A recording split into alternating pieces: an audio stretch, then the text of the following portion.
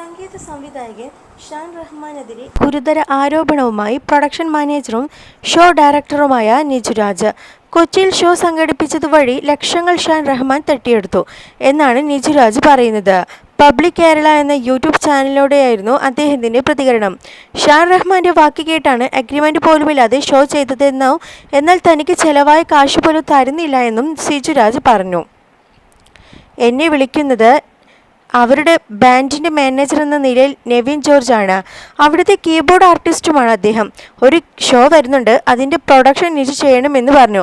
എനിക്ക് നിജുവിൻ്റെ പ്രൊഡക്ഷനിൽ വിശ്വാസമുണ്ട് എന്ന് പറഞ്ഞ് എന്നെ ഇങ്ങോട്ട് വന്ന് അപ്രോച്ച് ചെയ്യുകയായിരുന്നു.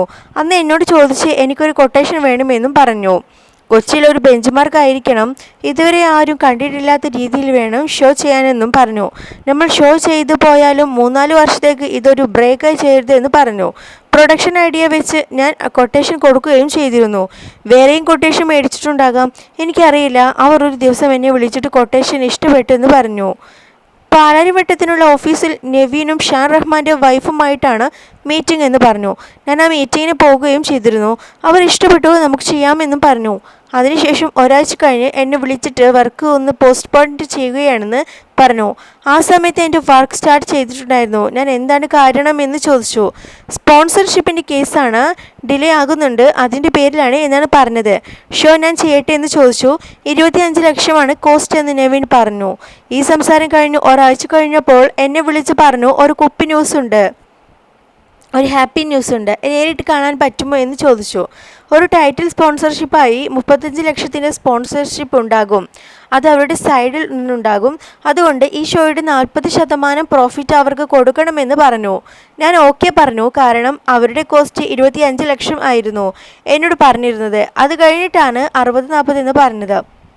ഞാൻ എഗ്രിമെൻറ്റ് തരണമെന്ന് പറഞ്ഞിരുന്നു. നമ്പർ തൊട്ട് ഞാൻ എഗ്രിമെൻറ്റ് ചോദിക്കുന്നുണ്ട്. മീറ്റിങ്ങിൻ്റെ അന്ന് തൊട്ട് നെവിൽ എനിക്കും സൈറാത്തയ്ക്കും അവരുടെ ഡോക്യുമെൻറ്റ്സ് എല്ലാം നോക്കുന്ന നിമിഷ എന്ന വ്യക്തിക്കും വാട്സപ്പിൽ അയച്ചു കൊടുത്തിട്ടുണ്ടായിരുന്നു. ഇത് കഴിഞ്ഞിട്ട് 3 പേർക്കും അയച്ചു കൊടുത്തു. തിരിച്ച് ഞാൻ കണ്ടിന്യൂസ് ആയി എഗ്രിമെൻറ്റ് അയച്ചു കൊടുക്കുന്നുണ്ടായിരുന്നു. ഓരോ കാരണങ്ങൾ പറഞ്ഞ് എഗ്രിമെൻറ്റ് ഡിലേ ആക്കി. നിമിഷ ബിസിയാണ്, മഹേഷ് നാരായണ പടത്തിൻ്റെ വർക്കിലാണ് എന്നൊക്കെ പറഞ്ഞ് ഡിലേ ആക്കി. അങ്ങനെ ഡിസംബറിൽ നെവിൽ എന്നെ വിളിച്ചു പറഞ്ഞു, ഷാനിക്കയ്ക്കും സൈറത്തയും ദുബായിലേക്ക് ഹോളിഡേ ട്രിപ്പ് പോകുകയാണെന്ന് പറഞ്ഞു. എനിക്ക് എഗ്രിമെൻറ്റ് തന്നിട്ടില്ല എന്ന് പറഞ്ഞപ്പോൾ നെവിൽ പറഞ്ഞു, നീ ഡയറക്റ്റ് ചോദിക്കെന്ന്. അങ്ങനെ ഞാൻ ഷാ റഹ്മാൻ്റെ വീട്ടിൽ പോയി. എഗ്രിമെൻറ്റ് കംപ്ലയിൻറ്റ് ചെയ്തിട്ടില്ല, ഞാൻ പ്രൊഡക്ഷൻ വർക്ക് സ്റ്റാർട്ട് ചെയ്തെന്നു പറഞ്ഞു. എല്ലാം വാക്കാലേ ഉള്ളൂ എന്ന് പറഞ്ഞു. അപ്പോൾ പറഞ്ഞു, ഇന്ന് വൈകുന്നേരം നിജുവിൻ്റെ എഗ്രിമെൻറ്റ് തരാം, വൈകിട്ട് 6 മണിക്ക് നിമിഷയുമായി ഒരു കോൾ ഉണ്ടെന്ന് പറഞ്ഞു. അന്നും എനിക്ക് എഗ്രിമെൻറ്റ് തന്നില്ല. അത് തരാതെ അവർ ഹോളിഡേ ട്രിപ്പിന് പോയി. ആ സമയത്ത് എഗ്രിമെൻറ്റ് മനഃപൂർവ്വം വൈകിപ്പിക്കുകയാണെന്ന് തോന്നിയിരുന്നില്ല.